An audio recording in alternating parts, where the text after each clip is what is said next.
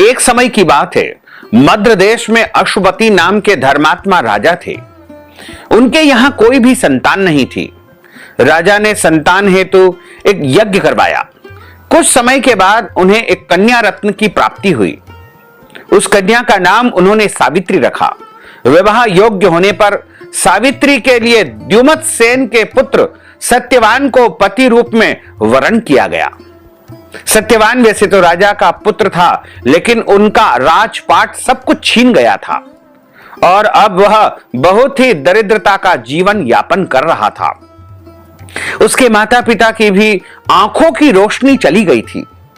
सत्यवान जंगल से लकड़ियां काट करके लाता और उन्हें बेच बेच करके जैसे तैसे अपना भरण पोषण यानी गुजारा कर रहा था। जब सावित्री और सत्यवान के विवाह की बात आई तो नारद मुनि ने सावित्री के पिता राजा अशुपति को बताया कि सत्यवान अल्पायु है और विवाह के 1 साल के बाद ही उनकी मृत्यु हो जाएगी। हालांकि राजा अशुपति सत्यवान की गरीबी को देखकर पहले ही चिंतित थे और सावित्री को समझाने की कोशिश में लगे।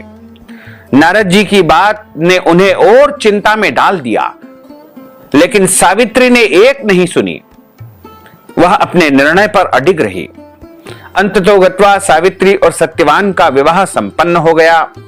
सावित्री सास ससुर और पति की सेवा करने लगी। नारद मुनि ने सत्यवान की मृत्यु का जो दिन बताया था, उसी दिन सावित्री भी सत्यवान के साथ जंगल में चली गई।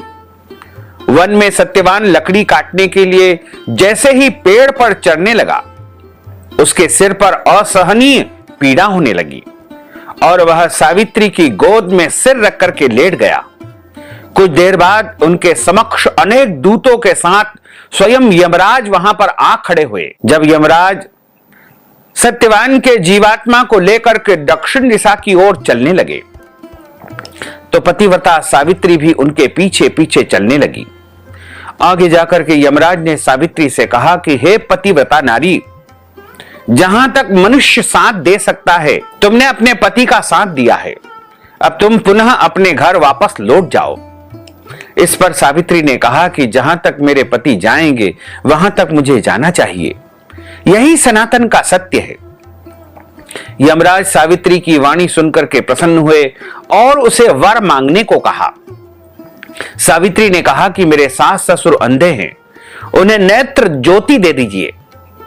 यमराज ने तथास्तु कह करके उसे लौट जाने को कहा और आगे बढ़ने लगे, किंतु सावित्री यमराज के